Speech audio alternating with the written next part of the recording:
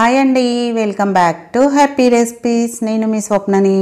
ఈరోజు వీడియోలో ఒక మంచి బ్రేక్ఫాస్ట్ రెసిపీ చూపిస్తున్నానండి. పిల్లలకే కాదండి, పెద్దవాళ్ళకు కూడా ఎంతో ఇష్టమైన బన్ దోశ చూపిస్తున్నాను. సింపుల్గా అప్పటికప్పుడు చేసుకోవచ్చు. ఎలాంటి పిండిలు లేనప్పుడు ఇంట్లో ఉన్న వాటితోనే హెల్తీగా ఇలా చేసుకోండి. చాలా బాగుంటాయి. స్పాంజీ లాగా ఉంటాయండి. పైన క్రిస్పీగా, లోపల సాఫ్ట్గా, చాలా టేస్టీగా ఉంటాయి. కాబట్టి తప్పకుండా ట్రై చేయండి. ఇంకెందుకండి ఆలస్యం, లేట్ చేయకుండా వీడియోలోకి వెళ్ళి చూసేయండి. మరి ముందుగా దీనికోసం మంచి చట్నీ చూపిస్తున్నాను. దీని కాంబినేషన్లో దానికోసం స్టవ్ పైన ప్యాన్ ఒకటి పెట్టుకొని దాంట్లోకి 1 టేబుల్ స్పూన్ ఆయిల్, అలాగే మీరు తినే కారాన్ని బట్టి పచ్చిమిర్చి వేసుకొని పచ్చిమిర్చిని కొంచెం ఆయిల్లో ఫ్రై అవ్వనివ్వాలి. మరి ఎక్కువ అవసరం లేదండి. అలాగే 1 ఉల్లిపాయను కట్ చేసి వేసుకుంటున్నాను. నెక్స్ట్ 3 టమాటాలను ఇలా పెద్ద పెద్ద ముక్కలుగా కట్ చేసుకొని వేసుకోవాలి. వీటన్నిటిని మీడియం ఫ్లేమ్లో కొంచెం సాఫ్ట్గా అయ్యే వరకు కుక్ చేసుకోవాలి. మరీ సాఫ్ట్గా అవసరం లేదండి. కొంచెం 50% వరకు కుక్ అయితే సరిపోతుంది. టమాటో కొంచెం సాఫ్ట్గా అవుతే సరిపోతుంది. నెక్స్ట్ దీంట్లోకి 1 టీ స్పూన్ జీలకర్ర వేసుకోవాలి. మనకు టమాటా, ఉల్లిపాయ ఆల్మోస్ట్ సాఫ్ట్గా అయినట్టే ఉందండి. మీరు కావాలంటే టమాటాను ఇలా ప్రెస్ చేసి చూస్తే తెలిసిపోతుంది. కొంచెం సాఫ్ట్గా అయిందిగా. ఇప్పుడు స్టవ్ ఆఫ్ చేసేసుకోవాలి. ఆఫ్ చేసుకొని నేను కొంచెం చింతపండు వేసుకుంటున్నాను. ఇది పూర్తిగా చల్లారాలన్నమాట, మిక్సీ పట్టుకోవడానికి.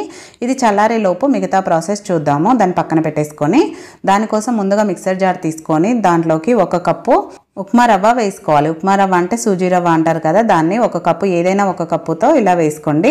వేసుకొని దాన్ని మెత్తగా గ్రైండ్ చేసుకోవాలి ముందుగా. తర్వాత ఇలా గ్రైండ్ చేసుకున్న దాంట్లోకి 1 మీడియం సైజు ఆలును నేను ఇలా ముక్కలుగా కట్ చేసుకున్నాను. పైన పొట్టు తీసేసి, పచ్చిదే అండి, ఉడకబెట్టింది కాదు. డైరెక్ట్గా పైన పొట్టు తీసి ఇలా చిన్న ముక్కలుగా కట్ చేసి వేసుకున్నాను. మీరు ఒకవేళ మీ దగ్గర ఆలు గనక లేకపోతే పెరుగైనా వేసుకోవచ్చండి. 1/2 కప్పు పెరుగు వేసుకుంటే సరిపోతుంది. దీంట్లోకి మనం రవ్వ ఏ కప్పుతో తీసుకున్నామో అదే కప్పుతో 1 కప్పు నీళ్లు వేసుకోవాలి. వేసుకొని మెత్తని పేస్ట్ లాగా గ్రైండ్ చేసుకోవాలి. ఆలు ముక్కలు ఎక్కడ కూడా లేకుండా చాలా మెత్తగా గ్రైండ్ చేసుకోవాలండి. చూడండి, మనకి ఇక్కడ బంగాళదుంప ముక్కలు ఎక్కడ కనిపిస్తలేవు కదా, ఇలా మెత్తగా గ్రైండ్ చేసుకోవాలి. దోశ బ్యాటర్ లాగా తిక్కుగా ఉంటుంది. వాటర్ కూడా కరెక్ట్గా అంతే వేసుకోవాలి. నెక్స్ట్ దీంట్లోకి పచ్చిమిర్చి, సన్నగా కట్ చేసిన పచ్చిమిర్చి, కరివేపాకు, కొత్తిమీర, అలాగే క్యారెట్ తురుము కూడా వేసుకుంటున్నాను. ఉల్లిపాయలు మీరు కావాలంటే కొంచెం ఎక్కువైనా వేసుకోవచ్చు. దాంట్లోకి 1 టీ స్పూన్ జీలకర్ర వేసుకోవాలి. వేసుకొని రుచికి సరిపడా ఉప్పు వేసుకొని ఇప్పుడు వీటన్నిటిని బాగా కలిసేలాగా కలుపుకోవాలి. ఇలా వీడియోలో చూపిస్తున్నట్టు ఇవన్నీ బాగా కలిసేలాగా కలుపుకున్నాక బ్యాటర్ అనేది కన్సిస్టెన్సీ ఈ విధంగా ఉంటుందన్నమాట. ఇలా అంతా కలుపుకున్నాక నెక్స్ట్ దీంట్లోకి నేను ఇక్కడ ఒరిగానో వేస్తున్నానండి. ఇది పూర్తిగా ఆప్షనల్. మీ దగ్గర ఉంటే వేసుకోండి, లేదంటే స్కిప్ చేయొచ్చు. వీటితో పెద్దగా టేస్ట్ అనేది కాదు, కానీ బాగుంటుంది. ఉంటే మాత్రం వేసుకోండి. కంపల్సరీగా వేసుకోవాలని అయితే లేదు. ఇప్పుడు వేసుకొని ఇవన్నీ బాగా కలిసేలాగా కలుపుకున్నాక చూడండి, బ్యాటర్ అనేది ఈ విధంగా ఉంటుంది.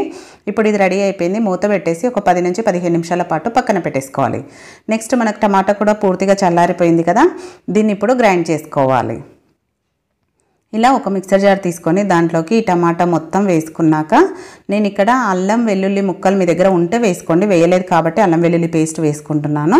అలాగే రుచికి సరిపడా ఉప్పు, మీరు కావాలంటే కొన్ని పల్లీలు కూడా వేసుకోవచ్చు. ఇప్పుడు దీన్ని మెత్తని పేస్ట్ లాగా గ్రైండ్ చేసుకోవాలి. పలుకులు అనేది ఉండొద్దండి, మెత్తగా గ్రైండ్ చేసుకోవాలి. ఇలా గ్రైండ్ చేసుకున్న దీన్ని ఒక బౌల్లోకి వేసుకోవాలి. నేను దానికి పోపు కూడా ఏం పెట్టట్లేదండి, డైరెక్ట్గా అలానే తినేయచ్చు, బాగుంటుంది.